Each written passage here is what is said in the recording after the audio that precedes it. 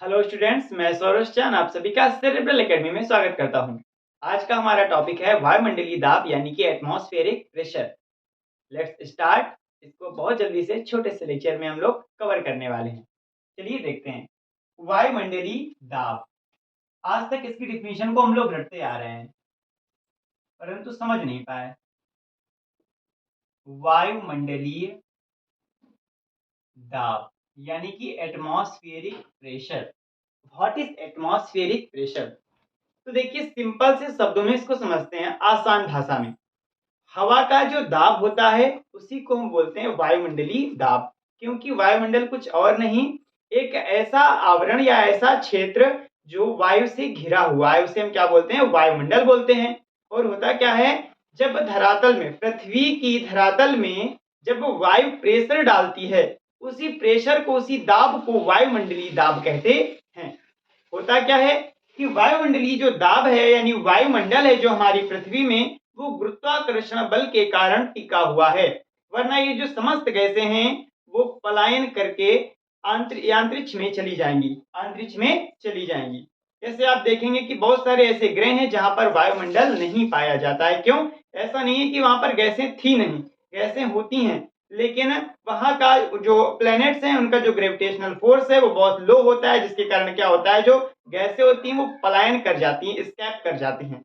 तो वायुमंडलीय दाब क्या होता है?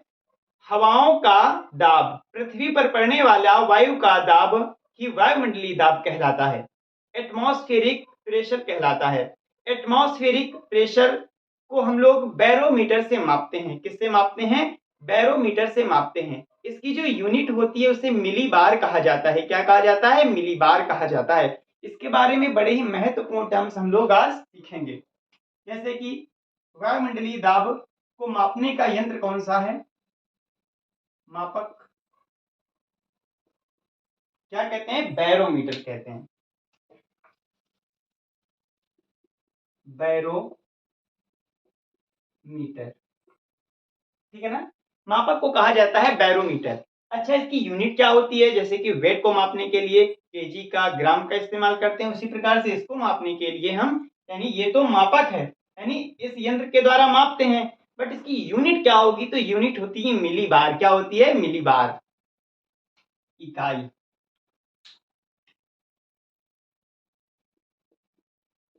जो इसकी यूनिट होती है वो होती है मिली बार, मिली बार। अच्छा, अब ध्यान से हम लोग समझ लेते हैं कि ये होता क्या है मिली बार और किस प्रकार से इसको मापते हैं। तो देखिए, किसी भी स्थान में और उसी समय पर, एक स्थान, एक निश्चित स्थान और निश्चित समय पर वर्ग इकाई, यानी देखिए 1 सेंटीमीटर स्क्वायर। ये देखिए, मानिए ये एक जगह है, कोई स्थान है, और एक ही समय पर 1 सेंटीमीटर स्क्वायर में लगने वाला बल, लगने वाला एयर यानी कि जो वायु का बल है वो 1 ग्राम होता है। कितने ग्राम होता है? 1 ग्राम। फिर से समझिए, 1 वर्ग सेंटीमीटर, 1 वर्ग सेंटीमीटर की जगह में, क्षेत्रफल में 1 ग्राम, यानी जितना बल लग रहा है वो अगर 1 ग्राम है तो उसी को कहा जाएगा कि वहां पर जो प्रेशर है वो 1 मिली बार है, यानी 1 मिली बार है। इतनी बात समझ में आई? समझिए, जैसे कि ये हथेली है, ठीक है ना? इस हथेली के हम इसका पार्ट करें, यानी कि इसके 1 वर्ग सेंटीमीटर में, 1 वर्ग सेंटीमीटर ये भाग ले लिया और एक ही समय पर, यानी एक निश्चित समय पर, क्योंकि अलग अलग प्रेशर होता रहता है, ठीक है ना? किसी निश्चित स्थान के निश्चित समय में 1 वर्ग सेंटीमीटर में लगने वाला भार 1 ग्राम होता है। यानी कि जितना वो भार है उसी को हम क्या करते हैं? डिनोट करते हैं, मिली बार में डिनोट करते हैं, ठीक है ना? अब देखिए आगे, 1 मिली बार, यहां पे लिख लेते हैं 1 मिली बार में 1 ग्राम लगभग, ठीक है ना? लेकिन अगर यहीं पे कह दिया जाए 1000 मिली बार, 1000 मिली बार में क्या होता है? तो 1000 मिली बार में होते हैं 1.053 किलोग्राम इतना भार लगता है। अगर आपसे कह दिया जाए कि बैरोमीटर में 1000 मिलीबार अगर एटमॉस्फेरिक प्रेशर है, कितना है 1000 मिलीबार एटमॉस्फेरिक प्रेशर है, तो यानी कि 1.053 केजी 1 सेंटीमीटर स्क्वायर में, सिर्फ 1 सेंटीमीटर स्क्वायर में इतना बल लग रहा है। बात समझ में आई? 1 सेंटीमीटर, सिर्फ 1 सेंटीमीटर स्क्वायर का ही देखिए, आप समझिए।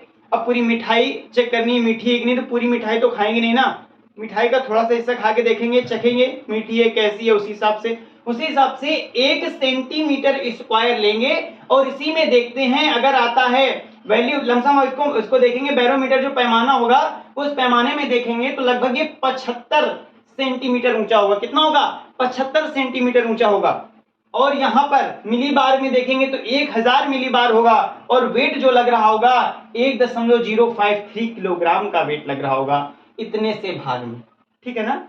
अब आगे देखिए, जब बैरोमीटर में 76 सेंटीमीटर पारा जाता है, बैरोमीटर में जब 76 सेंटीमीटर पारा जाता है तो वो सी लेवल होता है, समुद्र का स्तर होता है, वो समुद्र पे लगने वाला, समुद्र तल पे लगने वाला वायुमंडलीय दाब होता है। क्या होता है? वो समुद्र तल पे लगने वाला वायुमंडलीय दाब होता है।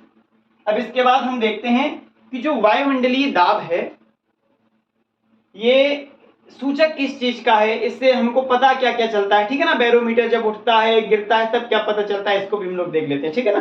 ओके, चलिए इसको भी देखते हैं। देखिए,